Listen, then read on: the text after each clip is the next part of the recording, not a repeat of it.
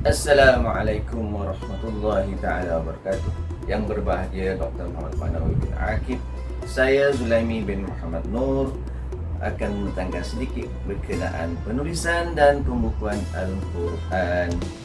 Sebelum kita terus kepada tajuk, sepintas lalu kita akan ceritakan sedikit berkenaan penciptaan Al-Quran itu di Lauh Mahfuz. Seperti dalam ayat Al-Quranul Karim surah Al-Buruj, fi lauhin mahfuz.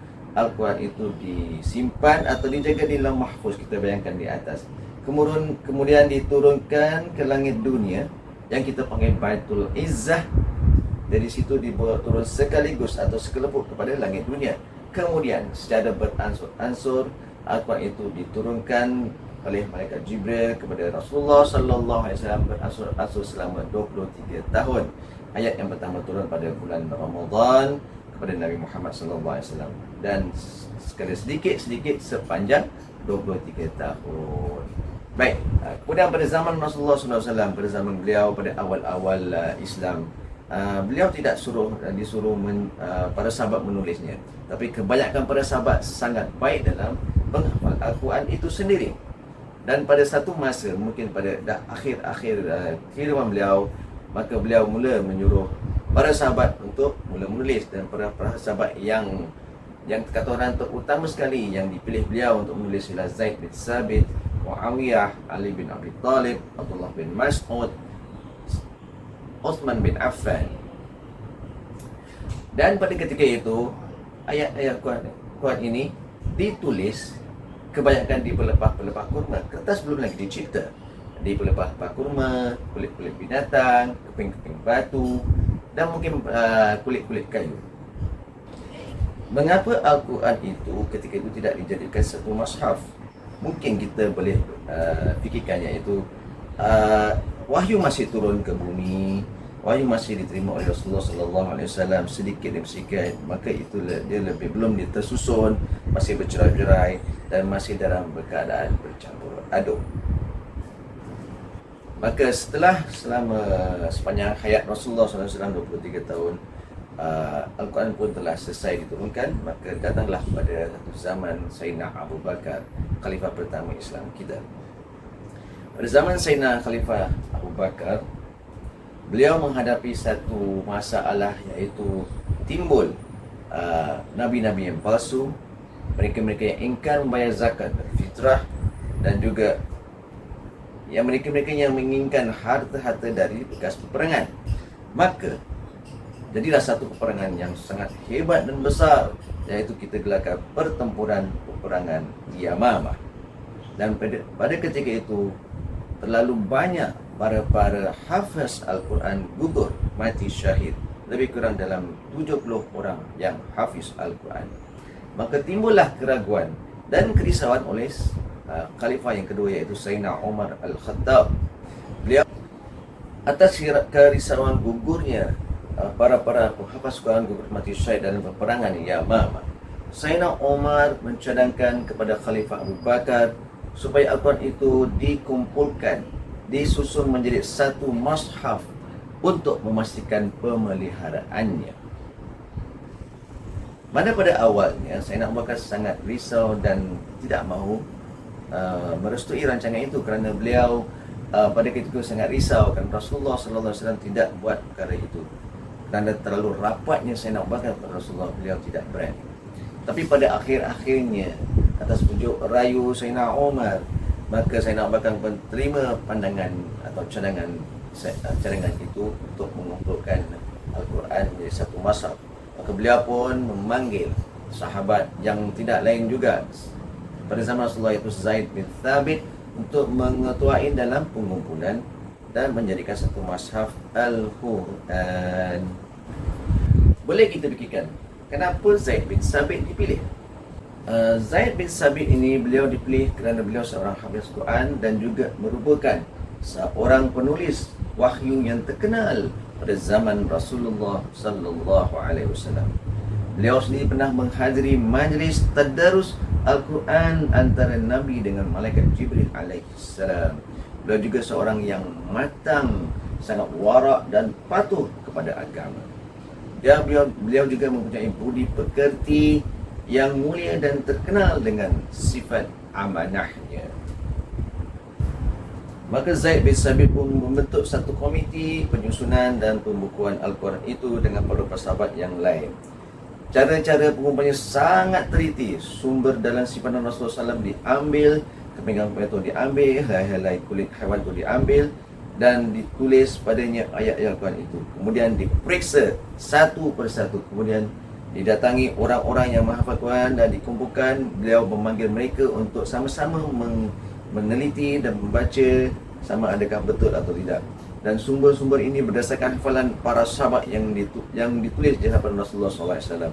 Ayat tersebut akan diterima jika terdapat dua orang saksi yang adil pada hafazannya dan penulisannya pada zaman Rasulullah SAW. Akhirnya versi Mushaf Al-Quran pada zaman Sayyidina Abu Bakar pun siap disusun dan dibukukan dan disepakati oleh jumhur para sahabat. Versi ini mencukupi dalam bentuk asli seperti mana yang disampaikan oleh malaikat Jibril kepada Nabi Muhammad sallallahu alaihi wasallam.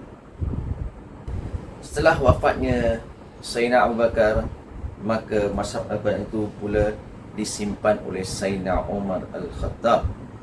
Dan pada zaman Sayyidina Umar Al-Khattab tidak ada apa-apa perubahan sehingga beliau meninggal dunia.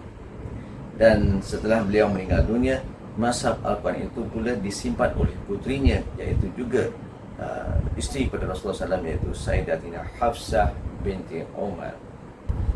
Sekarang kita beralih pula kepada zaman Sayyidina Uthman bin Affan.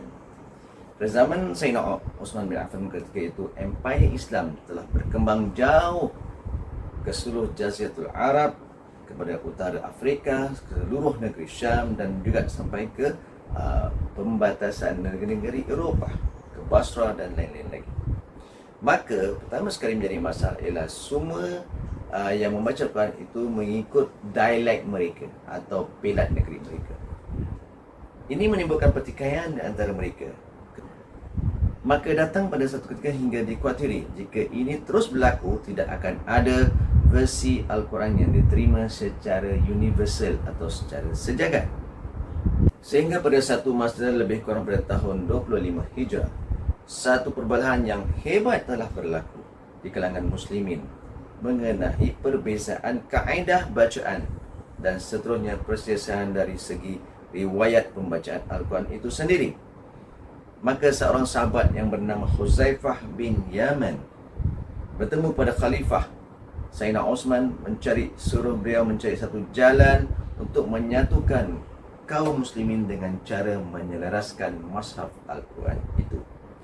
Maka Sayyidina Uthman pun meminta mushaf yang disimpan oleh Sayyidatina Hafsah binti Umar tadi untuk menggunakan naskah tersebut sebagai piawai teks Al-Quran yang kemudiannya piawai teks Al-Quran yang kemudiannya disalin semula dalam bentuk bahasa Arab Quraisy yang kemudian cukup satu mushaf yang kita gelarkan pada zaman sekarang ialah itu Rasam Uthmani.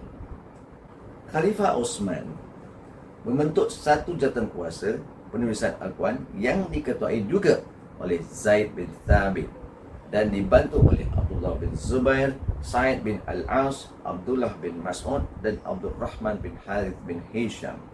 Mereka memastikan semua bersetuju dengan sebutan salinan asal versi bahasa Arab Quraisy dan menghasilkan lebih banyak versi salinan itu dengan cara yang sama, dan mereka dapat membentuk atau menulis pembukukan 6 mushaf pada ketika itu, ataupun kita panggil zaman sekarang 6 kopi Al-Quran mushaf pada ketika itu. Apabila siap saja mushaf Al-Quran itu dapat disalin semula sebanyak 6 mushaf Al-Quran, kita gelarkan Rasam Uthmani pada zaman sekarang ini. Mushaf itu telah diberikan pada daerah-daerah yang pesat pembangunan Islam. Pertama sekali disimpan sendiri oleh Khalifah Sayyidina Uthman bin Affan, kemudian dikirimkan ke Mekah, ke Syam, ke Basrah, ke Kufah dan Madinah. Bersama masa-masa tersebut dikirim seorang imam atau qari yang adil dan mutqin, iaitu orang yang teliti dan cermat dalam pembacaan Al-Quran, untuk mengajar penduduk-penduduk di daerah-daerah yang disebutkan tadi. Mereka imam-imam ini terdiri daripada Abdullah bin Al-Sa'id radhiyallahu anhu ke Mekah, Al-Mughirah bin Abi Syahab radhiyallahu anhu ke negeri Syam, Abdul Rahman Abdullah bin Habib Al-Sulami radhiyallahu anhu ke Kufah, Amr bin Qais radhiyallahu anhu ke Basrah, Zaid bin Thabit radhiyallahu anhu ke kota Madinah. Dan satu mazhab disimpan sendiri oleh Khalifah Sayyidina Osman bin Affan. Maka apa pula terjadi pada lembaran Quran-Quran yang lalu yang disimpan-simpan yang bercerai-berai dengan tulisan itu? Khalifah Sayyidina Osman memerintahkan dikumpulkan semua Quran-Quran yang lalu, dibakar dan dilupuskan supaya tidak ada lagi khilaf atau cari bacaannya dan riwayatnya. Usaha untuk mengulang Al-Quran telah mendatangkan faedah yang sangat besar kepada umat Islam seterusnya. Usaha pengumpulan Al-Quran ini telah mendatangkan banyak faedah yang besar kepada umat Islam dari zaman dahulu hingga sekarang. Terutama dari segi yang pertama, dapat menyelamatkan umat Islam dari perpecahan, dapat menyelesaikan perselisihan kaum muslimin tentang penulisan Al-Quran, dapat menyatukan bentuk mazhab yang seragam melalui ejaan dan tulisan, dan akhir sekali dapat menyelaraskan susunan surah-surah menurut tertib seperti mana yang telah disampaikan oleh malaikat Jibril kepada Rasulullah sallallahu alaihi wasallam. Sekarang bagaimana pula mulanya timbul titik-titik dan noktah dalam Al-Quran? Orang yang mula-mula mereka titik-titik menurut maknanya. Yang pertama itu atau naqid i'rab yang sama seartinya dengan asyaklu atau asydaqhu ialah Abul Aswad Ad-Du'ali. Pada ketika itu ramai orang-orang bangsa-bangsa Arab Ajam yang menganut agama Islam. Berlaku salah sebutan dalam bahasa Arab dan sebutan-sebutan yang silap itu sangat banyak. Maka orang-orang pun kerisauan tentang sebutan itu agar tidak terbawa-bawa ke dalam Al-Quran kerana dialek, telo atau pelatnya bahasa bangsa Arab Ajam.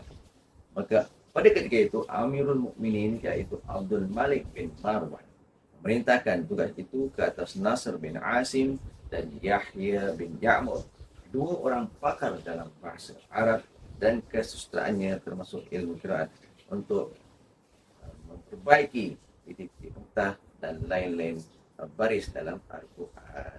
Maka itulah dia Al-Quran yang kita dapat hingga sekarang. Kesimpulannya, untuk mencipta atau membukukan penulisan dan pembukaan mazhab Al-Quran itu sendiri melalui masa yang sangat panjang, kerja keras, tunggus-lumus para sahabat, para salafus saleh, para tabi'in, sehinggalah imam-imam besar kita. Sekarang begitu mudah untuk kita dapat Al-Quran, itu cantik, dicetak, tetapi sayangnya sangat payah untuk kita menghafal Al-Quran itu sendiri. Zaman lalu boleh dikatakan kehidupan menghafal Al-Quran adalah satu kelaziman kepada pembangunan anak-anak masa lampau. Mari sama-sama kita menjayakan menjadikan bacaan Al-Quran itu membasahi bibir kita, memahami tafsirannya, bertadabbur dengannya, agar hidup kita lebih tenang, mendapat satu kompas hidup arah yang menuju kepada keridaan Allah Subhanahu wa taala. Begitu saja pembentangan saya pada hari ini.